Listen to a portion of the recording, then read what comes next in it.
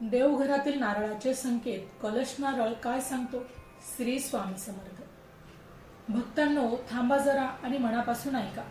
कधी तुम्हाला असं जाणवलं आहे का की आपल्या देवघरातील कलशातील नारळ हा काहीतरी आपल्याला सांगत आहे? जणू तो शांतपणे आपल्याशी संवाद साधतो आहे. जर हो, तर आजचा हा अनुभव तुमच्यासाठीच आहे. नमस्कार. आज आपण अतिशय भावनिक आणि सूक्ष्म विषयावर बोलणार आहोत. देवघरातील कलश आणि त्यावरील नारळ नेमकी कोणती संकेत देतो आणि ते संकेत आपल्याला कसे ओळखायचे? भक्तांनो, आपल्या भारतीय संस्कृतीत देवघर हे फक्त पूजा करण्याचे ठिकाण नसतं, तर ते घराचं हृदय असतं. जिथे श्रद्धा असते, जिथे विश्वास असतो, जिथे आपल्या कुलदेवतेचा वास असतो. कलश म्हणजे ब्रह्मांडाचं प्रतीक मानलं जातं. त्या कलशात भरलेलं पाणी म्हणजे जीवनशक्ती. आंब्याची पानं म्हणजे पंचमहाभूत, सुपारी म्हणजे स्थैर्य आणि वर ठेवलेला नारळ म्हणजे श्रीफळ हे पूर्णत्वाचं आणि शुद्धतेचं प्रतीक. नारळाचं बाहेरचं कठीण कवच आपला अहंकार दाखवतं आणि आतला शुभ्र पांढरा गर म्हणजे आपली शुद्ध आत्मा. त्यातलं पाणी म्हणजे चैतन्य. म्हणूनच देवघरातील नारळ हा फक्त एक नारळ नाही, तो ऊर्जा धारण करणारा एक केंद्रबिंदू असतो. नारळाचे संकेत ओळखण्याची व्यावहारिक पद्धत आणि स्वामी समर्थांचा आधार. जानेवारी ते डिसेंबर 2026 चे मेष ते मीन राशींचे वार्षिक राशी भविष्य, तसेच 2026 वर्षात घडणाऱ्या घटनांचे मासिक व साप्ताहिक भविष्यवाकित विषयक व्हिडिओ पाहण्यासाठी डिस्क्रिप्शन मध्ये दिलेल्या लिंकवर क्लिक करा. व्हिडिओ अवश्य पहा, व्हिडिओला लाईक करा. तसेच आपले काही प्रश्न किंवा सूचना असतील तर चॅनलला सबस्क्राईब करून कमेंट करायला विसरू नका. भक्तांनो, आता आपण थोडं व्यावहारिक बोलूया. नारळाचे संकेत कसे ओळखायचे आणि याचा नेमका अर्थ काय आहे ते. आता यात आहे पहिला संकेत. जर नारळ खराब होत नाही, वर्षानुवर्ष तसाच राहतो, हे कुलदेवताच्या संरक्षणाचे चिन्ह आहे. वैज्ञानिक दृष्ट्या नारळात अँटीबॅक्टेरियल गुणधर्म असतात, पण देवघरात श्रद्धेने ठेवला तर तो दैवी ऊर्जा शोषतो आणि टिकतो सुद्धा. यानंतर दुसरा संकेत आहे नारळ स्वतःहून फुटतो किंवा नारळाला तडा जातो. हे संकेत टाळण्याचे संकेत आहे. स्वामी समर्थ महाराज म्हणतात, देव तुझ्या आधी येतो, तू फक्त विश्वास ठेव. यानंतर तिसरा आणि महत्वाचा संकेत म्हणजे नारळावर अप्रत्यक्ष चिन्ह दिसतात, जसे की त्रिशूल, स्वस्तिक किंवा डोळा. हे देखील एक दैवी उपस्थिती आपल्या घरात असण्याची लक्षणं आहेत. यानंतर आहे नारळातून हळूहळू पाणी गळतं. हे विसरलेल्या नवसाची आपल्याला नेहमीच आठवण करून देतं. जर एखादा नवस आपण विसरलो असू तर हे देखील नारळातून हळूहळू पाणी गळण्याचं लक्षण आहे.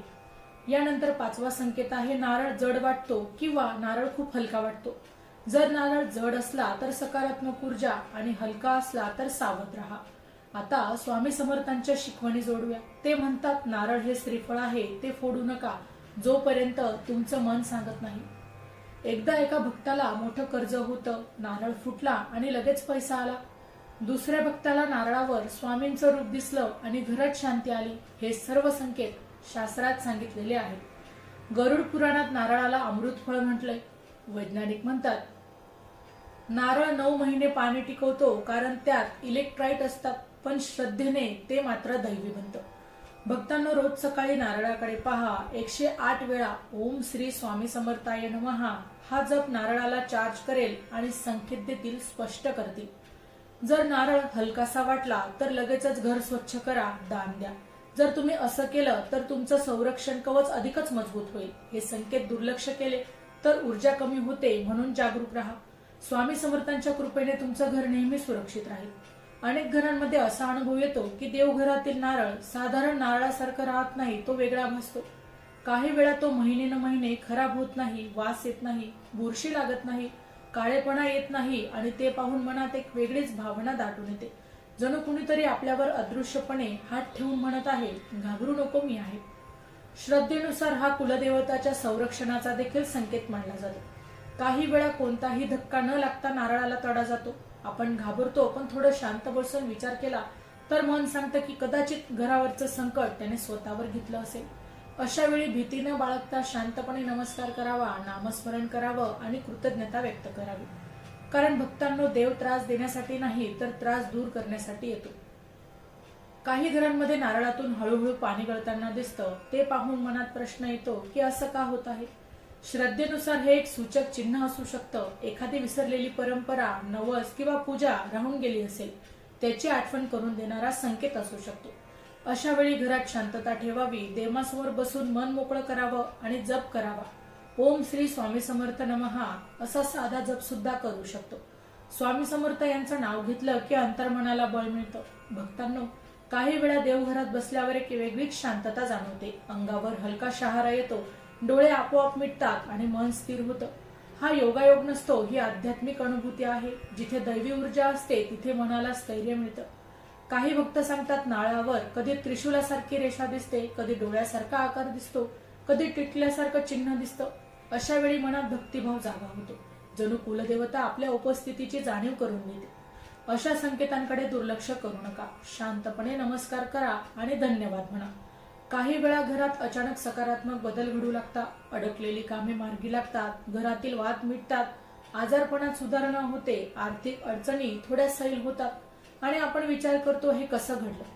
श्रद्धेनुसार जेव्हा दैवी संरक्षण घरावर असतं तेव्हा आधी संकेत मिळतात आणि नंतर ती कृपा प्रकट होते. काहींना स्वप्नात मंदिर दिसतं, प्रकाश दिसतो, नारळ दिसतो किंवा देवतेचं नाव ऐकू येतो. जागेपणी नारळ ऊर्जा धारण करतो आणि स्वप्नात देव संवाद साधतो, अशी लोक मान्यता आहे. भक्तांनो, काही घरांमध्ये नारळ बदलायचा ठरवला तर मन तयार होत नाही. हात पुढे जातो पण पुन्हा थांबतो, डोळे पाणवतात. अशा वेळी जबरदस्ती करू नका. थोडा वेळ देवघरात शांत बसा, कारण मनाला जे जाणवतं ते कधी कधी शब्दात सांगता येत नाही, पण तेच नेहमी सत्य असतं. काही अनुभव खूप हळवे देखील असतात.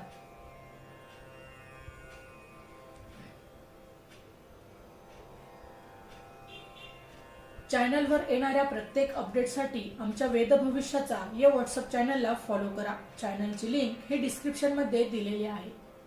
एका कुटुंबात मोठ्या अडचणी या येत होत्या. त्यांचं कर्ज वाढलेलं होतं, खूप सारं तणाव होता, आजारपण होतं. सगळं काही एकाच वेळी त्या कुटुंबात चाललं होतं आणि अचानक देवघरातील नारळाला तडा जाऊन 2 भाग झाले. त्यानंतर ते लोक घाबरले नाहीत. त्यांनी शांतपणे देवाकडे प्रार्थना केली. काही दिवसातच परिस्थिती बदलू लागली. अडकलेले देखील पैसे मिळाले, तब्येत सुधारली, घरात पुन्हा हास्य उमटलं. त्यांचा विश्वास होता की हे संकट त्या नारळाने त्या स्वतःवर घेतलेलं आहे. दुसऱ्या एका आजींचा अनुभव होता. त्यांच्या देवघरातील नारळ हा वर्षभर तसाच राहिला, खराब झाला नाही. त्या म्हणाल्या, कुलदेवता घर सोडून गेली नाही, याचंच हे चिन्ह आहे. काही वेळा घरातील लहान मुलं हे देवाकडे आपोआप ओढली जातात. वृद्ध शांत होतात, स्त्रियांना पूजेची प्रेरणा वाढते, घरातील वातावरण देखील प्रसन्न होतं, वाईट विचार कमी होतात. हे सारे संकेत एकत्र दिसू लागले तर मात्र मन खात्री देतं की घरात दैवी वास हा नक्की आहे. भक्तांनो, काही वेळा मोठं संकट येणार असतं, पण शेवटच्या क्षणी ते टळतं आणि आपण म्हणतो ना, नशीब चांगलं होतं. पण श्रद्धेनुसार घरावरचं संरक्षण कवच असतं, म्हणूनच संकट दारात येऊन परत जातं. देवघरात एकटे बसल्यावर नारळाकडे पाहताना डोळ्यात पाणी येतं. ते दुःख नसतं, तो आत्म्याचा भार हलका होण्याचा क्षण असतो. जणू कुणीतरी आपलं दुःख ऐकत आहे असा आधार वाटतो आणि मन मोकळं होतं. काही वेळा चुकीच्या हेतूने येणारी माणसं आपोआप दूर होतात, घरातील वाद कमी होतात, कारण तिथे देवाचा वास असतो.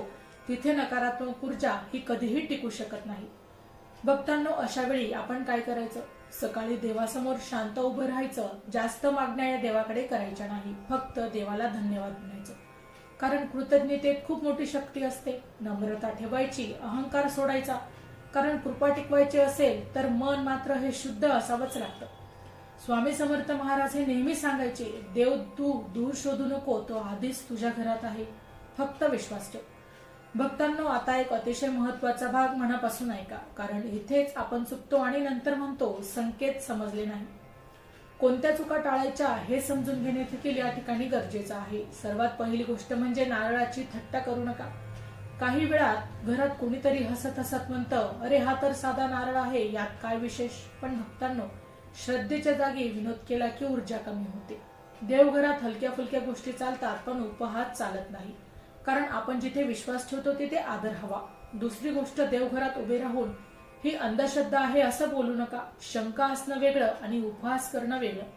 जर मनात प्रश्न असतील तर शांतपणे समजून घ्या, पण देवासमोर नकारात्मक शब्द हे उच्चारू नका, कारण शब्दांमध्ये शक्ती असते. आपण जसं बोलतो तसं वातावरण तयार होतं. तिसरी महत्वाची गोष्ट, खराब झालेला नारळ कचऱ्यात टाकू नका. तो काही साधा कचरा नाही, तो काही देव किंवा पूजेला असतो त्याला आदराने विसर्जित करा. वाहत्या पाण्यात किंवा झाडाच्या मुळाशी ठेवा. कृतज्ञतेने नमस्कार करा. आणि चौथी गोष्ट, देवघर अस्वच्छ ठेवू नका. धूळ साचलेली असते, दिवा विझलेला असतो आणि आपण म्हणतो घरात शांतता नाही. भक्तांना जिथे स्वच्छता तिथे सकारात्मकता. देवाला मोठमोठे नैवेद्य नको असतात, पण देवाला स्वच्छ मन आणि स्वच्छ जागा नक्की हवी. लक्षात ठेवा, देव संकेत देतो. अहंकारामुळे माणूस दुर्लक्ष करतो. आपण जर नम्र राहिले, आदर ठेवला आणि श्रद्धा जपली तर संकेत स्पष्ट दिसतात आणि कृपा मिळते. म्हणून चुका टाळा. देवघराकडे प्रेमाने आणि जाणीवपूर्वक पहा. भक्तांनो, देवघरातील कलशातील नारळ जेव्हा संकेत देतो तेव्हा तो साधा नारळ राहत नाही, तो घराचा रक्षक करतो, भक्तीचा दुवा बनतो आणि आपल्या श्रद्धेचा साक्षीदार बनतो. देवाची कृपा गाजावाजा करत येत नाही, ती शांतपणे प्रकट होते. म्हणून भीती नको, श्रद्धा ठेवा. संशय नको, विश्वास ठेवा. आणि नेहमी मनात प्रेम ठेवा. कुलदेवता तुमच्या घरात वास करो. तुमच्या कुटुंबाला सुख, समाधान, आरोग्य आणि समृद्धी देवो, हीच मनापासून प्रार्थना. जर हा अनुभव तुमच्या मनाला स्पर्श करून गेला असेल तर कमेंटमध्ये श्री स्वामी समर्थ नक्की लिहा. भक्तीचा हा संदेश प्रत्येक घरापर्यंत पोहोचवा. पुन्हा भेटू अशा नवीन माहितीसह. तोपर्यंत श्री स्वामी समर्थ.